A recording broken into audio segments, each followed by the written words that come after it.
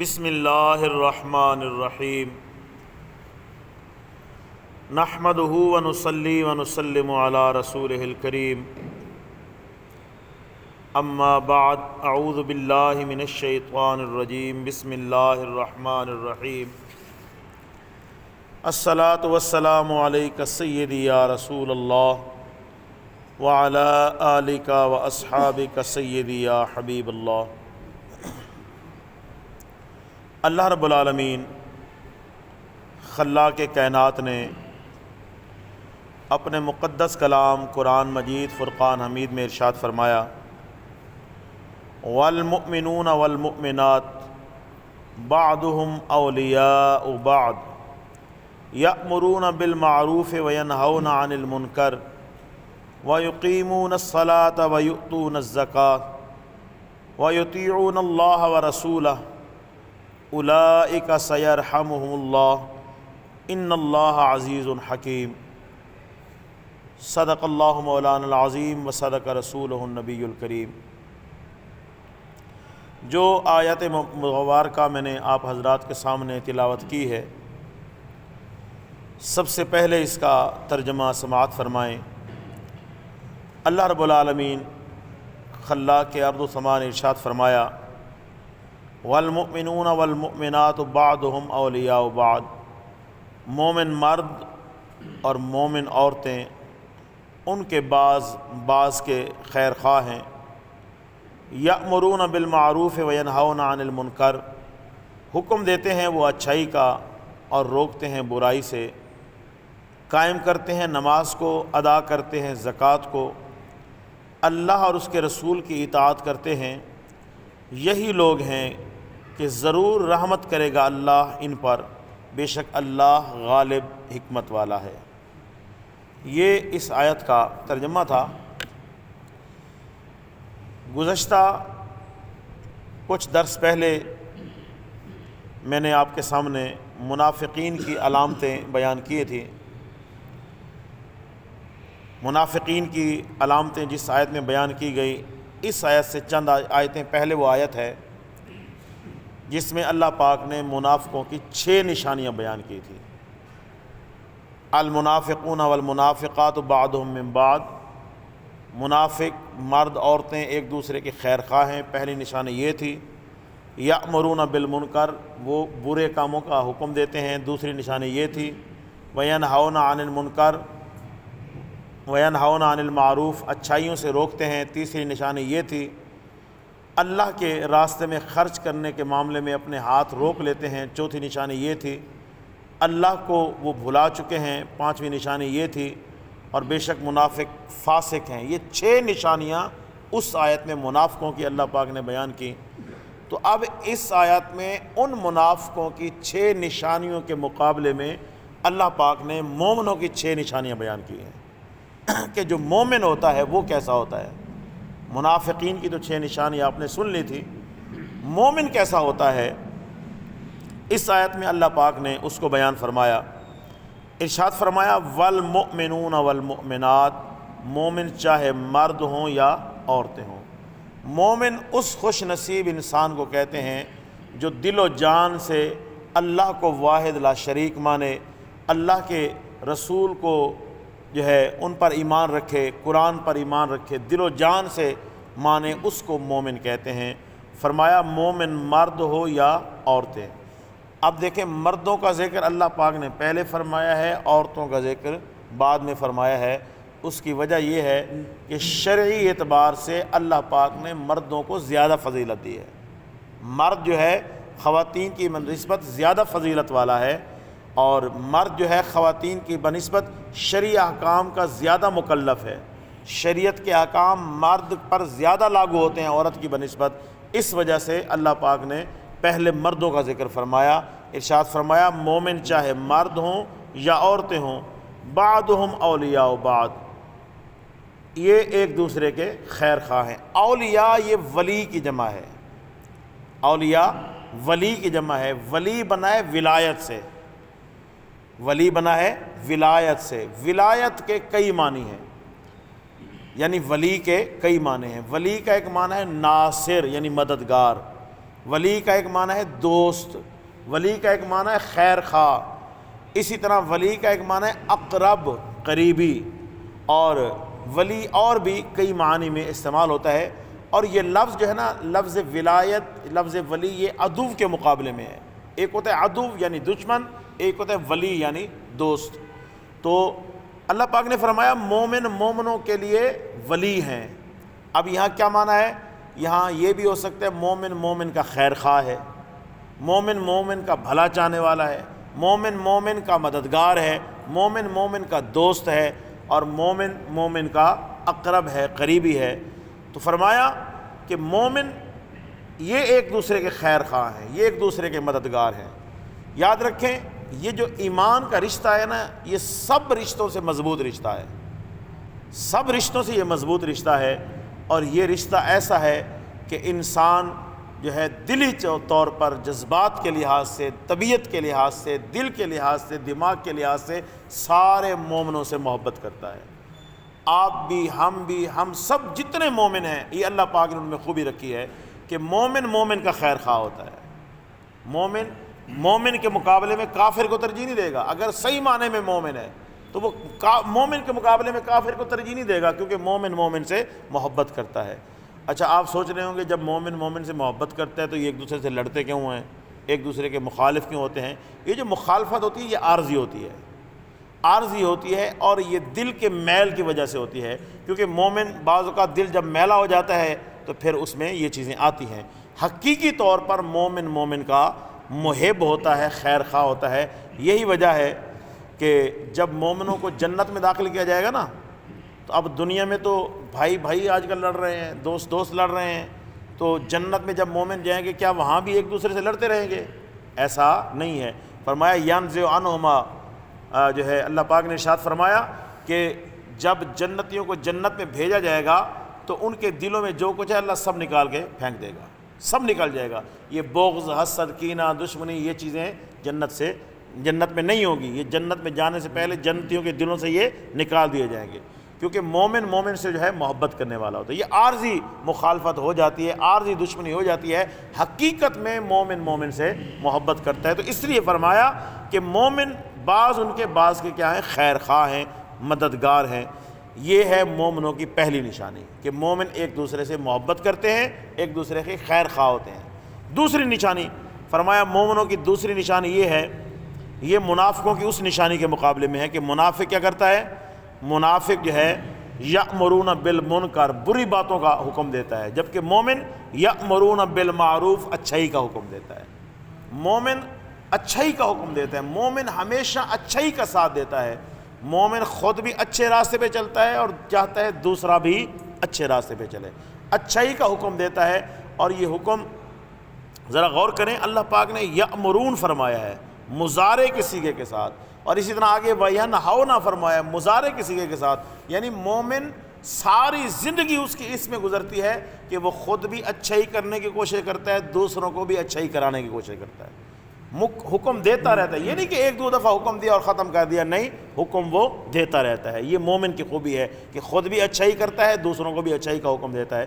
اور یاد رکھیں ایسا نہیں ہونا چاہیے کہ ہم خود نماز نہ پڑھیں دوسروں کو کہیں تو نماز پڑھ، نہیں، جو دوسروں کو حکم دینا ہے پہلے اس پر خود عمل کریں، خود عمل کریں، پھر اپنے گھر والوں کو کہیں، پھر قریبی رشتہ داروں کو کہیں، پھر اس طرح جو ہے نا نیکی کو پھیلائیں، پہلے اس کو خود پر لاگو کریں۔ جیسے وہ مشہور بات ہے کہ ایک خاتون اپنے بیٹے کو لے کے حضرت عمر کے پاس آئی کہ یہ میٹھا بہت کھاتا ہے، آپ اس کو سمجھائیں میٹھا کم کھائے۔ حضرت عمر نے فرمایا کل لے کے آنا، کل لے کے آنا۔ وہ دوسرے دن لے کے آئی، پھر حضرت عمر نے اس کو سمجھایا کہ بیٹا میٹھا نہیں کھایا کر، میٹھا زیادہ کھانا نقصان دہ ہوتا ہے، سمجھایا اس کو۔ وہ خاتون حیران ہوئی، کہا کہ اے امیر المومنین یہ بات آپ کل بھی تو سمجھا سکتے تھے، کل میں آئی آپ نے کہا کل آنا، کل آپ نے نہیں سمجھایا آج سمجھا رہے ہیں، اس کی کیا حکمت ہے؟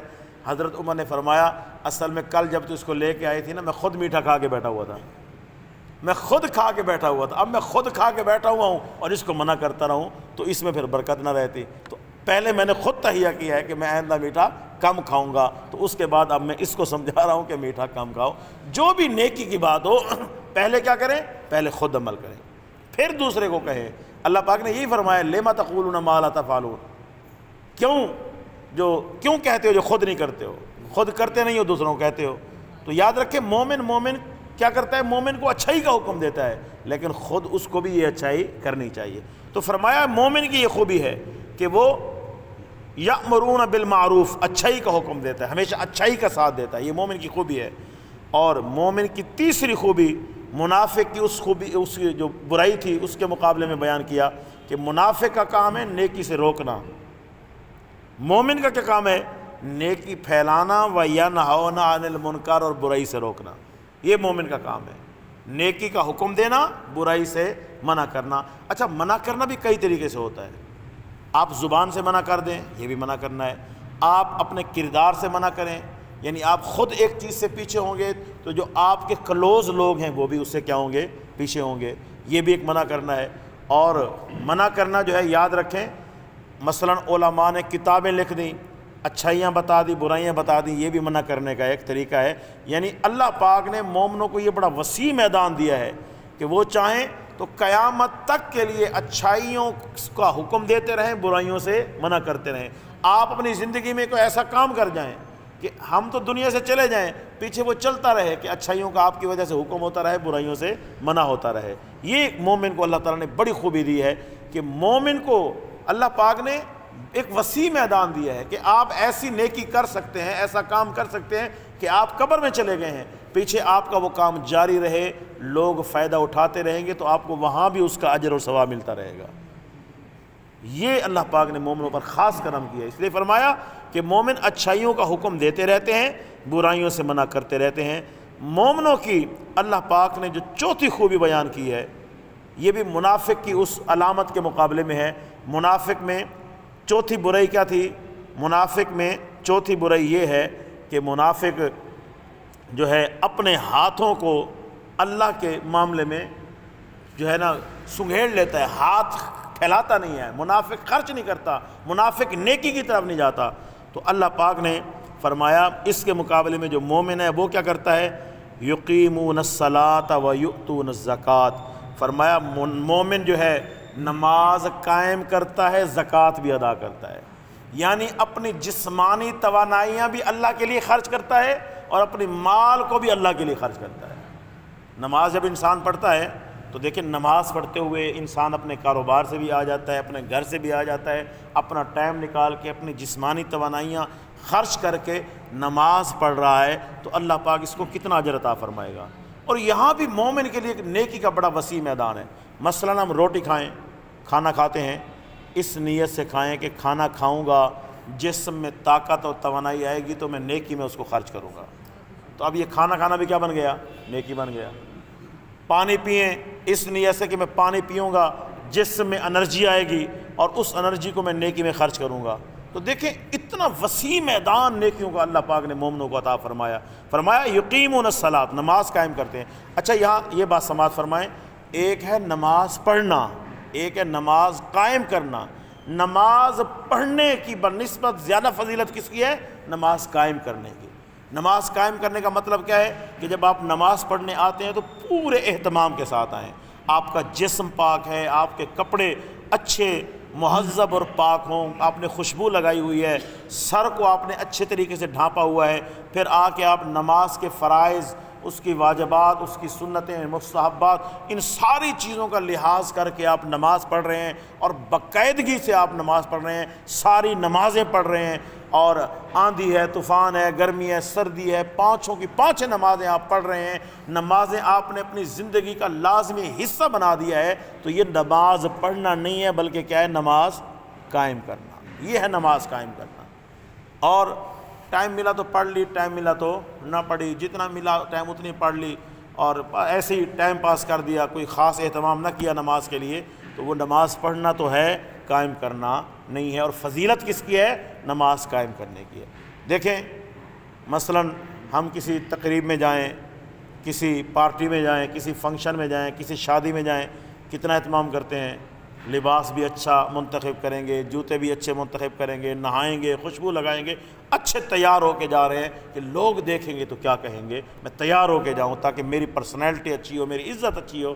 تو حاضرین محترم مجھے یہ بتائیں، نماز سے بڑی اور کیا چیز ہو سکتی ہے؟ نماز پڑھنے والا ایک تو اللہ کی بارگاہ میں حاضر ہو رہا ہے، اللہ کے گھر میں آ رہا ہے، اور عام دنیا کی جو تقریبات ہیں، آپ انسانوں کی محفل میں جا رہے ہیں، نماز پڑھنے والا فرشتوں کی محفل میں آ رہا ہے، کیونکہ جہاں نماز جماعت کے ساتھ ہوتی ہے وہاں صرف انسان نماز نہیں پڑھتے بلکہ فرشتے بھی نماز پڑھتے ہیں، فرشتے بھی وہاں موجود ہوتے ہیں۔ اور عام محفلوں میں آپ عام لوگوں کے پاس جا رہے ہیں، اور جب آپ مسجد میں آ رہے ہیں تو یہ خاص لوگ ہیں، یہ مسلمانوں میں مومنوں میں چنے ہوئے لوگ ہیں جو باقاعدگی سے نماز پڑھنے آ رہے ہیں، آپ ان کی محفل میں جا رہے ہیں، تو یہاں تو زیادہ اچھا بن کے اور انسان کو جو ہے نا صاف ستھرا ہو کے آنا چاہیے۔ اللہ پاک نے بھی یہی فرمایا ہے، خذوا زینتکم عند کل مسجد، کہ جب مسجد میں آیا کرو زینت کے ساتھ آیا کرو، خوبصورتی کے ساتھ، صاف ستھرا مہذب لباس ہو، اور صاف ستھرا جو ہے صاف ستھری شکل ہو، اور صفائی کا خیال ہو، سر ڈھانپا ہوا ہو،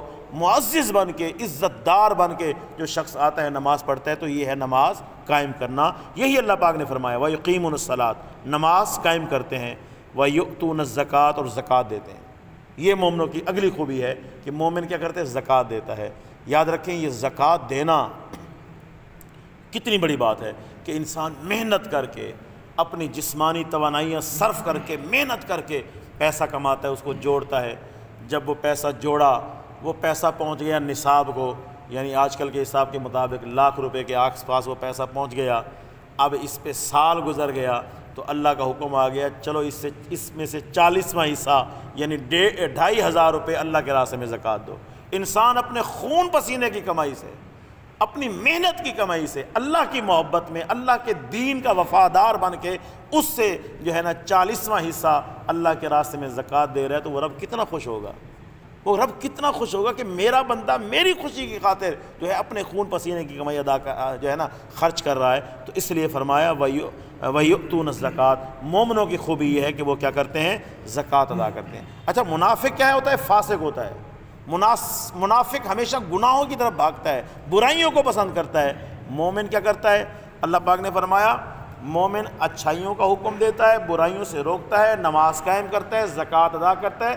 صرف اتنا نہیں، صرف یہاں تک مومن نہیں رکتا، بلکہ فرمایا وَيُطِيعُونَ اللَّهَ وَرَسُولَهُ، مومن اللہ کی بھی اطاعت کرتا ہے، اللہ کے رسول کی بھی اطاعت کرتا ہے، اللہ کی بھی اطاعت کرتا ہے، اللہ کے رسول کی بھی اطاعت کرتا ہے۔ فرما برداری، یعنی فرما برداری صرف نماز کی حد تک نہیں ہے، حالانکہ نماز بھی تو اللہ کی فرما برداری ہے، زکوٰۃ بھی اللہ رسول کی فرما برداری ہے۔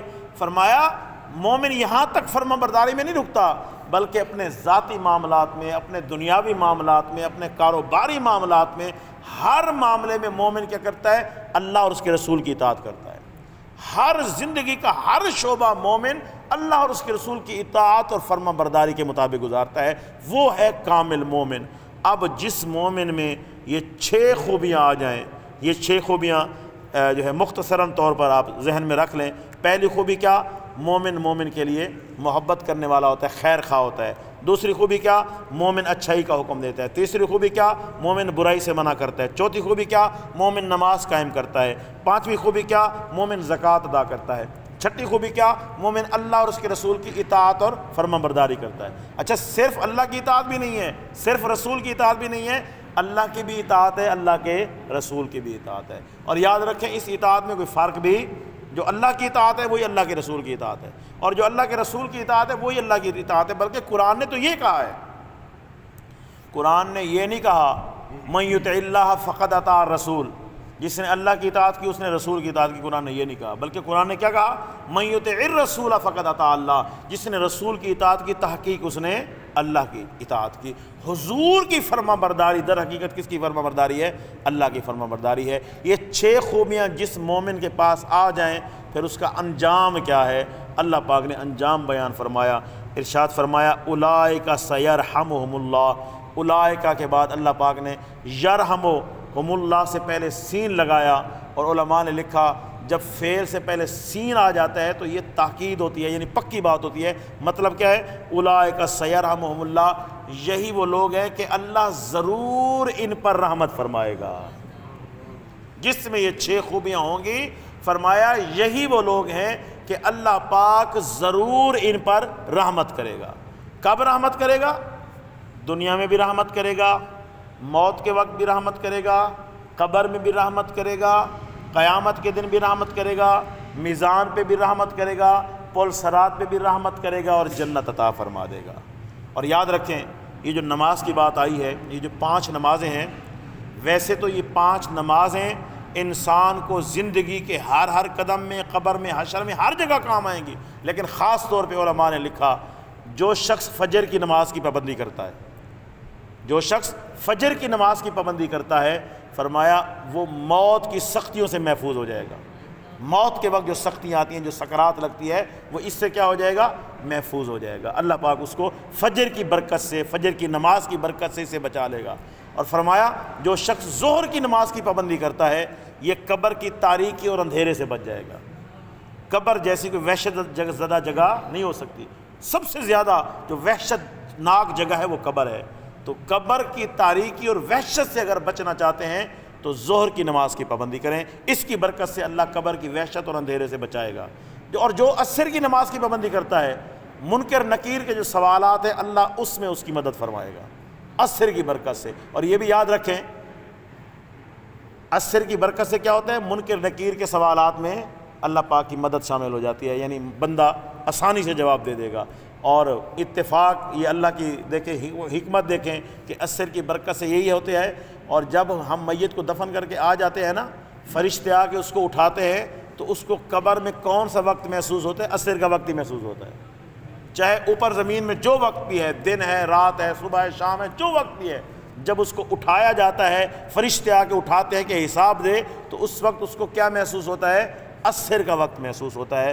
اگر وہ نماز کا پابند ہوگا تو وہ کہے گا یار ٹھہرو، تمہارے سوالات ہوتے رہیں گے، پہلے مجھے نماز پڑھنے دو۔ کیونکہ جو نماز کا عادی ہوتا ہے نا، جو بندہ نماز کا، جس کے جسم میں نماز رچ جاتی ہے، تو جب تک وہ نماز نہ پڑھے تو بے چین اور بے قرار رہتا ہے۔ جیسے ہمیں کسی چیز کی عادت ہوتی ہے، بعض لوگوں کی چائے کی عادت ہوتی ہے، جب تک چائے نہ پیے دماغ گھوم رہا ہے، بعض لوگوں کو کوئی اور عادت ہوتی ہے، جب تک وہ نہ کریں تو دماغ گھوم رہا ہے۔ تو اسی طرح نماز بھی ہمیں اپنی عادت میں شامل ہونی چاہیے کہ جب تک نماز نہ پڑھیں ہمارا جسم جو ہے نا بے قرار رہے، بے چین رہے۔ تو فرمایا عصر کی برکت سے اللہ پاک منکر نکیر کے جو سوالات ہیں ان میں آسانی عطا فرمائے گا۔ مغرب کی برکت سے، مغرب کی جو نماز ہے اس کی برکت سے اللہ پاک میزان میں آسانی عطا فرمائے گا جب اعمال تولے جائیں گے۔ اور عشاء کی برکت سے، عشاء کی برکت سے، کیونکہ عشاء رات کی نماز ہے، اور جب قیامت کے دن پل صراط سے گزرنا ہوگا تو وہاں بھی اندھیرا اور تاریکی ہوگی، تو عشاء کی برکت سے اللہ پل صراط پہ آسانی عطا فرمائے گا۔ تو نمازوں کی بڑی برکت ہے۔ تو اس لیے فرمایا جو ان 6 اوصاف کے ساتھ متصف ہوگا پھر اس کا انجام کیا ہے؟ اللہ ضرور اس کے پر رحمت فرمائے گا۔ ان اللہ عزیز حکیم۔ کوئی ہو سکتا ہے یہ سمجھ لے نعوذ باللہ کہ اللہ پاک کیسے رحم کرے گا۔ اللہ پاک نے فرمایا اللہ غالب بھی ہے، حکمت والا بھی ہے، دنیا آخرت ساری اس کے قبضہ و قدرت میں ہے، وہ جس کے ساتھ جو چاہے جیسا چاہے کر سکتا ہے۔ اللہ پاک ہم سب کو بھی ان مومنوں میں اور ان تمام خوبیوں میں شامل فرمائے۔ آمین ثم آمین۔